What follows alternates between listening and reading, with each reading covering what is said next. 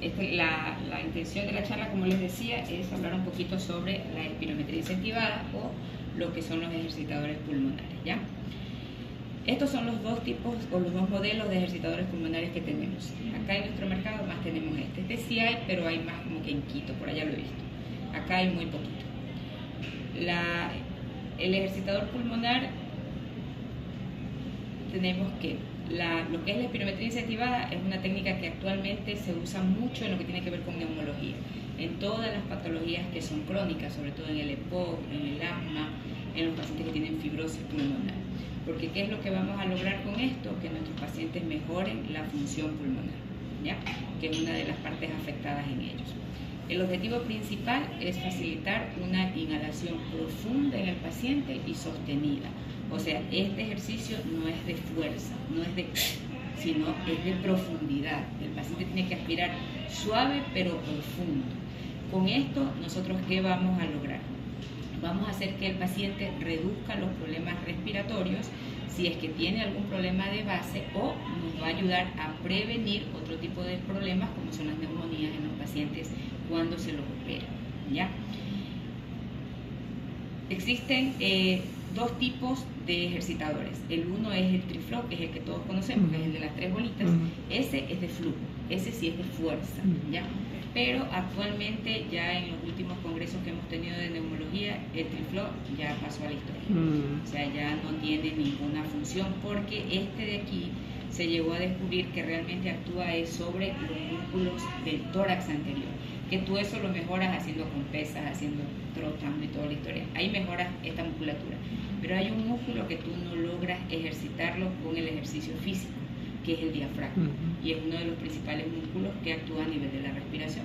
Entonces, este equipo, que es el ejercitador, va a actuar es a nivel del diafragma, ¿ya? Aparte de que también actúa con los torácicos anteriores. Entonces, aquí tenemos cuáles son las características del triflow. Está compuesto por 3 camaritas, 3 bolitas, que ya sabemos, se enfoca mejor en la actividad de los músculos pectorales o el pecho anterior. Los beneficios: favorece respiraciones lentas y profundas y proporciona indicaciones visuales para animar al paciente. Este aparatito solo llega hasta 1200 Hz. En cambio, el incentivómetro volumétrico está equipado con una válvula unidireccional, tiene una capacidad de hasta 4000 ml, mejora la función diafragmática y la función de los músculos de la respiración. Incrementa la capacidad pulmonar y fortalece el diafragma. Con esto, ¿qué vamos a lograr? Mejorar la ventilación. ¿Cuáles son las técnicas del uso para el ejercitador? Primero, siempre cuando tú prescribes ese equipo, tú tienes que enseñarle al paciente cómo lo va a usar. Porque si el paciente lo usa mal, no sirvió de nada. Y en lugar de ayudarlo, le vamos a hacer un daño. Entonces, siempre que nosotros prescribamos el equipo, por eso es que yo al paciente, cuando yo le receto, yo siempre le digo, a ver, cómprelo y tráigamelo. O lo compra después de 3-4 días y me lo trae y yo le enseño. Entonces, eso es lo que ustedes tienen que hacer. Si una vez que ustedes sepan cómo usarlo, yo ya no voy a necesitar enseñarle a los pacientes prequirúrgicos, por ejemplo, ya, porque a ellos ya ustedes les enseñan en el momento que lo compran. ¿Ya? Entonces, siempre tiene que ser enseñado por un médico o por el terapeuta respiratorio. La posición del paciente que debe adoptar cuando va a realizar el ejercicio siempre tiene que ser sentado. Solamente aquel paciente que no se puede sentar lo hacen de cúbito lateral, ¿ya? Pero no parado. ¿Por qué? Porque como él va a hacer inspiraciones profundas, se puede marear. Y si se marea, se cae y va a terminar con una complicación más grave, ¿ya? El paciente, para hacer el ejercicio, tiene que inhalar profunda y lentamente, ¿ya? Siempre el ejercitador, no sé si ustedes le vieron, tiene 2 columnas. Tiene una columna pequeñita. Ya les enseño ahorita el dibujito, déjenme ver aquí. Entonces, el paciente tiene que inhalar profundo, lentamente, y va viendo la visualización del equipo. Se debe retener la inhalación durante 4 a 5 segundos y luego descansa. La frecuencia con la que le debe hacer es de 2 a 3 veces al día. Regularmente tú mandas de 5 a 10 veces, dependiendo de cómo el paciente tolere. Ya, siempre se hace una vez, descansa 1 minuto. No se hace seguidito, porque ahí el paciente le duele la cabeza, se marea, le duele la garganta y te dice, tome doctor, llévese su aparato. ¿Ya? Entonces siempre tenemos que hacerlo descansando, ¿ya? Quiero enseñarles el equipo.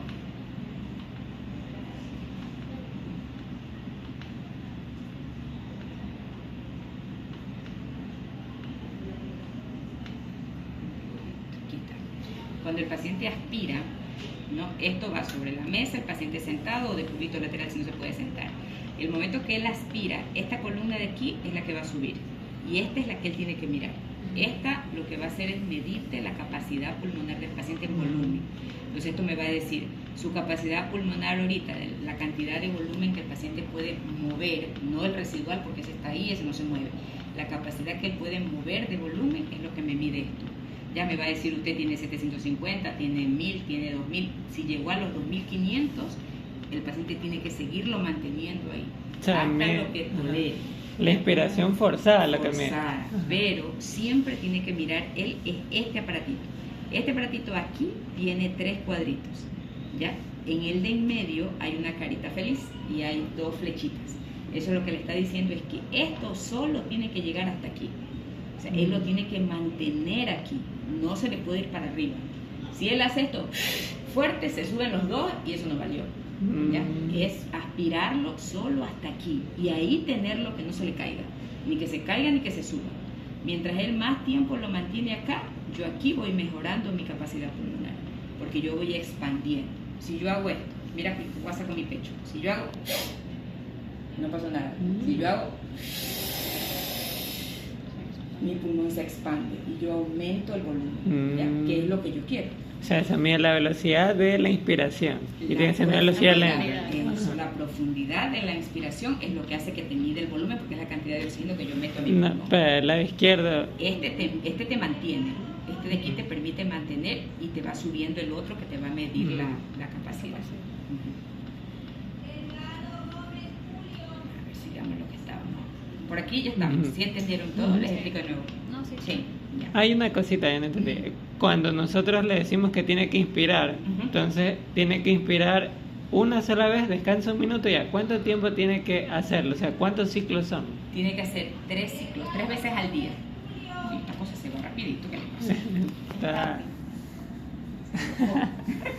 Pero si no lo toco con la mirada. No, debe estar en reproducción automática quizás. Hay una opción que en la diapositiva sale como reproducir. Ajá. No, mira, tienes que hacer. Espérate, vamos poniéndolo de nuevo a ver si se va solito. Si se va solito, porque se reproduce solo. Ahorita les voy a dar lo más importante. De ahí ya les envío igual la presentación. Sí, porque te la envié a ti, ¿no? No. Bueno, ahí se los envío y ya ustedes terminan de leer. Lo que más me interesaba era que aprendan cómo usarlo. Sí. Ya, tú tienes que hacerle 5 a 10 veces, pero cada que él hace, yo hago una vez, descanso un minuto, hago 5 a 10, dependiendo de lo que el paciente tolere. Si el paciente me dice, yo ya hago 5, doctor, y ya los que tienen fibrosis se cansan. Entonces, yo ya hago 5 y estoy que ya no doy más. Entonces, hace 5, pero hace 5 3 veces al día, ¿ya? Y entre cada que hace, tiene que descansar un minuto. No puede ser, eso no. Ahí está mal, ¿ya? A ver, vamos otra vez, veamos si y ahora ya no quiere rodar. Ahí está, indicaciones. ¿En qué pacientes vamos a indicar el uso de este equipo? En los preoperatorios, pacientes que tienen riesgo de presentar complicaciones postoperatorias. ¿Cuáles son los pacientes? Ya pues. ¿Cuáles son los pacientes que tienen riesgo? Es esta cosa de aquí que se mueve. Pero ustedes qué saben. Sí, yo creo que sí es de lo que es táctil. ¿O no? No es táctil. La doctora que no me está queriendo comer al cuento. Me está queriendo comer al cuento. Bueno, pero aquí no hay ni cómo ponerle pausa. ¿Dónde se le pone pausa? La otra que no lo enseña así nomás. Así. Ahí mejor, ya. Entonces, las indicaciones son en los pacientes preoperatorios, en aquellos que nosotros vemos que pueden tener riesgo de que hagan alguna complicación pulmonar, ¿ya? ¿Cuáles son los pacientes que nos pueden hacer complicaciones pulmonares? Pacientes pulmonares crónicos, pacientes que tienen EPOC, que tienen enfisema, que tienen fibrosis, pacientes obesos, pacientes que van a ser operados de cirugías que tengan que ver con abdomen, con tórax, pacientes que tienen aumento del índice de masa corporal, hasta en los pacientes cardiópatas sirve, aquellos pacientes que tienen antecedentes de patología cardiológica o pacientes que tienen una limitación neurológica. Por ejemplo, los pacientes que tienen esclerosis, que ellos mueven muy lento la parte muscular o ya no la mueven, entonces ellos nos ayudan a que no acumulen secreciones. Y la complicación que pueden presentar es neumonía, ¿no? Entonces eso es lo que tenemos que tratar de evitar en aquellos que los van a operar. Cuando dice factor de riesgo cardiovascular, disculpe doctora, es hipertensión, o sea, cualquier hipertenso que vaya... No tanto los hipertensos, es más aquellos, por ejemplo, que ya han tenido cirugías cardíacas. Ya que estén más comprometidos. Sí, más complicados. Pero todo paciente que va a ser operado, abdomen, pelvis, o que sea obeso, o que tenga antecedentes respiratorios de cualquier índole, tiene que usar el equipo antes de la cirugía, ¿ya? Postquirúrgico, aquellos pacientes que tienen atelectasia o aquellos pacientes que ya nos hicieron una neumonía, ¿sí? Y los pacientes que tienen el problema de la... A ver, ¿y ahí cómo lo corremos? Doctora, ¿y qué tiempo antes de la cirugía? Porque a veces llegan los pacientes con la valoración, pero no han comprado el incentivo. Lo ideal es que lo hagan así sea unas horitas antes. O sea, lo ideal es que siempre tú lo hagas unos 2, 3, 4 días antes. Pero eso va a ser en las cirugías programadas. Pero aquel paciente que ya llegó y lo vas a operar de emergencia, tú no le vas a decir, a ver, póngase a hacer el ejercicio. No, a ese yo ya le voy a hacer postquirúrgico. ¿Para qué? Para ayudar a que no me hagan neumonía después de la cirugía. Porque yo ya no lo pude preparar antes, ¿verdad? Porque es una emergencia. Si el paciente llegó con una apendicitis y yo le digo, póngase a hacer el ejercicio, me va a tirar el equipo. ¿Por qué? Porque está dolorido, no lo va a poder hacer. Entonces, tenemos que hacerlo en aquel paciente prequirúrgico, aquel que es ya preparado con anterioridad. O si lo ingresaron hoy día y resulta que lo van a operar después de 2 días, o mañana, bueno, ese paciente sí ya comienza a hacer su ejercicio, ¿ya? Y si no alcanzo, lo operaron y usted comienza al día siguiente a hacer su ejercicio.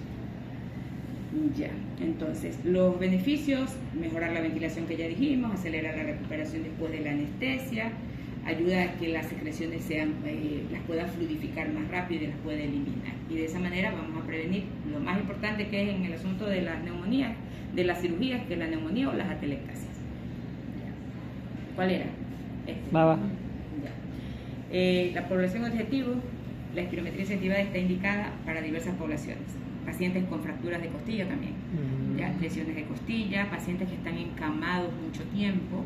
A veces los pacientes no tienen problemas respiratorios, tampoco tienen ningún factor pulmonar, pero son pacientes que yo los voy a tener en cama algunos días. Ponte un paciente con un pie diabético que está necrotizado ahí y él no va a poder separar y va a pasar encamado algún tiempo. Entonces, esos pacientes son los que te hacen neumonía, pero por encamamiento, porque la función pulmonar de ellos baja al momento que están acostados.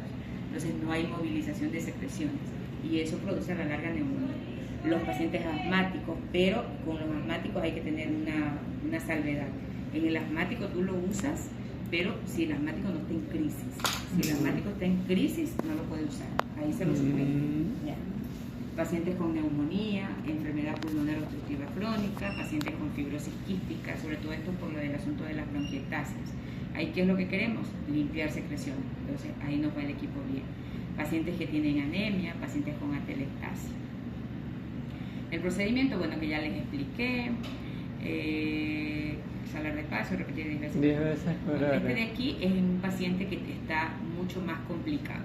Aquel paciente que ingresa con un problema respiratorio más serio, una neumonía o algo ya, pero ya una complicación. Entonces en eso yo lo tengo que hacer un poquito más seguido. ¿Ya? Caso contrario, cada 8 horas, 3 veces al día es la indicación. Los riesgos que tiene hacer el equipo, porque todo tiene sus riesgos, por eso tenemos que tener precaución en quién y cómo lo vamos a usar. Entonces, posible diseminación bacteriana, si es que no se hace una buena limpieza del equipo. Entonces, el paciente por lo menos una vez a la semana tiene que desinfectar el equipo, ¿ya? Tiene que ponerlo ahí con la manguerita, básicamente. Ponerlo con jabón líquido y de ahí ponerlo en la llave y enjuagarlo. Propagación del COVID y todo eso, cuando el paciente está con una infección viral activa. O sea, si yo tengo un paciente con COVID, es lo mismo que cuando el paciente tiene tuberculosis. Si el paciente está con COVID activa en ese momento, o está con una tuberculosis activa, no lo puede usar, porque si él lo va a usar, va a diseminar a los que están ahí, los va a contagiar, y él también va a ingresar mayor cantidad de virus. Entonces no es aconsejable cuando tienes una infección viral activa o tuberculosis. Mayor riesgo en los pacientes con fibrosis quística de sobreinfección si es que no se desinfecta, ¿ya? Entonces la base es desinfectar el equipo. Limpieza del equipo. Para evitar infecciones y mantener el dispositivo en buen estado, hay que desmontar el dispositivo y limpiar las piezas con agua y jabón antibacterial, jabón líquido. Secar bien todas las piezas hasta el próximo uso.